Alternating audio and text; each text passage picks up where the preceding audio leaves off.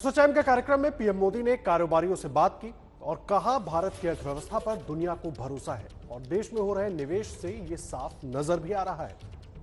एक जमाने में हमारे यहां जो परिस्थितियां थी उसके बाद कहा जाने लगा था वाई इंडिया। अब जो रिफॉर्म्स देश में हुए हैं उनका जो प्रभाव दिखा है उसके बाद कहा जा रहा है वाई नॉट इंडिया। देश के कारोबारियों के सबसे बड़े मंच एसोचैम में कहे पीएम मोदी के ये वो शब्द हैं जो महामारी के इस मुश्किल दौर में भी अर्थव्यवस्था की गति तेजी से बढ़ने की उम्मीद जताते हैं। कोरोना के संकट काल में जब दुनिया के कई देशों की अर्थव्यवस्था पटरी से उतर चुकी है और तमाम देश निवेश के लिए जद्दोजहद कर रहे हैं, उस दौर में भी भारत में सबसे ज्यादा निवेश हुआ है। भारत में R&D पर निवेश बढ़ाए जाने की बहुत जरूरत है। अमेरिका जैसे देश में जहां R&D पर 70% निवेश प्राइवेट सेक्टर का होता है, हमारे यहां इतना ही पब्लिक सेक्टर द्वारा किया जाता है। इसमें भी एक बड़ा हिस्सा आईटी, फार्मा और ट्रांसपोर्ट सेक्टर में है।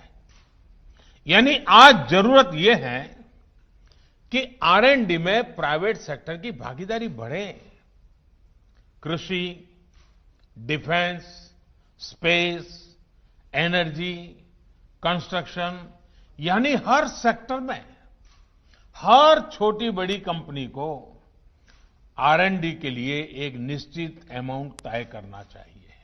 पीएम मोदी ने बताया कि उनकी सरकार के 6 साल के कार्यकाल में कई पुराने कानूनों को खत्म किया गया है और इसी कोशिश का ही असर है कि भारत अब निवेशकों की पहली पसंद बनता जा रहा है। एक जमाने में हमारे यहाँ जो परिस्थितियां थी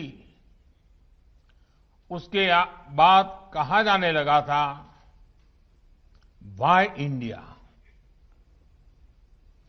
अब जो रिफॉर्म्स देश में हुए हैं उनका जो प्रभाव दिखा है उसके बाद कहा जा रहा है वाई नॉट इंडिया। अब जैसे पहले कहा जाता था कि जब टैक्स रेट इतने ऊंचे हैं तो वाई इंडिया, आज यही लोग कहते हैं कि जहां सबसे अधिक कॉम्पिटिटिव टैक्स रेट्स हैं तो वाई नॉट इंडिया। एसोचैम के सम्मेलन में पीएम मोदी ने फिर भारत के सामर्थ्य का जिक्र किया और कहा कि अपने संसाधनों के जरिए ही देश आत्मनिर्भर भारत की ओर बढ़ रहा है। बीते 6 वर्षों में हम 1500 से ज्यादा पुराने कानून खत्म कर चुके हैं। देश की जरूरत को देखते हुए नए कानून बनाने का काम भी निरंतर जारी है। 6 महीने पहले जो कृषि सुधार किए गए उनके लाभ भी अब किसानों को मिलना शुरू हो गए हैं। हम सभी को आत्मनिर्भर भारत के निर्माण में एकनिष्ठ होकर, संकल्पित होकर आगे बढ़ना है। कोरोना संकट के दौरान भी मोदी सरकार ने कारोबार की गति बनाए रखने के लिए कई कदम उठाए। मोदी सरकार की ओर से अब तक करीब 30 लाख करोड़ का पैकेज दिया जा चुका है। इसमें आरबीआई की ओर से उठाए गए कई कदम भी शामिल हैं।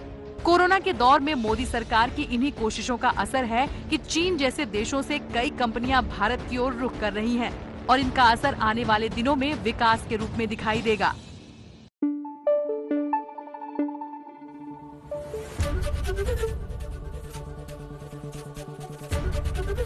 एबीपी न्यूज आपको रखे आगे।